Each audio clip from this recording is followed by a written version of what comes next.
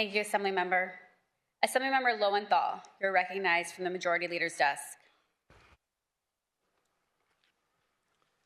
Thank you, Madam Speaker. I love you, Dad. I've been deeply torn by the national redistricting debate that has engulfed California.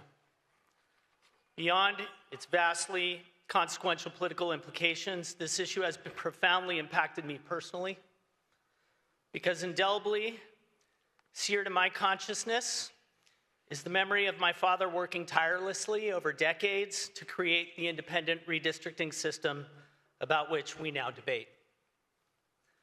By way of background, my dad, a community psychologist, was elected to the California State Assembly in 1998. He ran for public office with the principal goals of restoring public trust in political institutions and ensuring that elected officials listen to their constituents.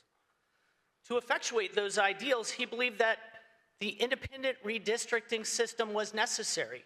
So in 2002, on this very floor, he introduced a constitutional amendment, ACA 19, to create an independent redistricting commission. But his attempt received no support, and it died. Undeterred, he reintroduced the independent redistricting commission concept once again in the Assembly, but that effort too failed.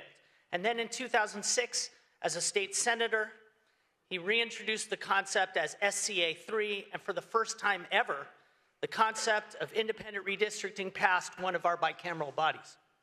However, as described by Common Cause, quote, somewhere in the 1-minute walk from the Senate clerk's office to the Assembly clerk's office, SCA 3 was lost for just long enough to miss key deadlines to keep the bill alive. The SCA's failure was devastating, but my dad's unwavering effort paved the way for the electorate to adopt an independent redistricting commission 2 years later. But his work did not end there. Upon going to Congress in 2012, the first piece of legislation he introduced was H.R. 2978, the Let the People Draw the Lines Act. This legislation would have required that all states establish independent redistricting commissions. Tragically, the legislation was met by political headwinds and died. But despite that, my dad pressed forward on his quixotic request to establish reform on a national level because he knew that a system in which some states had districts drawn independently and others don't was fundamentally unfair. Because Congress refused to hold a vote on his measures, he commenced advocating for reform in the courts. In 2015, he led an amicus brief in support of Arizona's right to form an independent commission, and then in 2017, he led an amicus brief in Gill versus Whitford, which he asked the Supreme Court to declare political gerrymandering to be unconstitutional. Although the court did not do so, Justice Kagan, in an opinion by Justices Ginsburg, Breyer, and Sotomayor, cited my dad's brief, writing, "The congressional brief describes a cascade of negative results from excessive partisan gerrymandering, indifference to swing voters and their views, extreme political positioning designated to placate the party's base and fend off primary challengers, the devaluing of negotiation and compromise, and the impossibility of reaching pragmatic bipartisan solutions of the nation's problems." I vigorously agree with the evils of gerrymandering described in my dad's brief and cited by Justice Kagan. That notwithstanding, because Texas has now shamelessly affected the national balance of power, our nation's democracy is faced with the exigency of existential dimensions.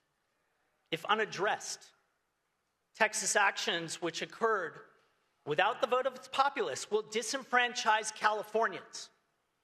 And we must not allow Californians' voices to be silenced. It is imperative that Californians have a voice in selecting the political party that controls Congress in 2026. The most fundamental concept in our democracy upon which the collective value system is predicated is fairness. When Californians vote in 2026, our votes must be made on a level playing field. This constitutional amendment ensures that we have that balanced field. We must all continue to press Congress to create a national system that eliminates unconstrained political redistricting. But until that occurs, fair representation for Californians cannot exist without this measure. So today, I proudly join with my father the architect of this commission in urging its temporary suspension. I respectfully ask for your aye vote on ACH.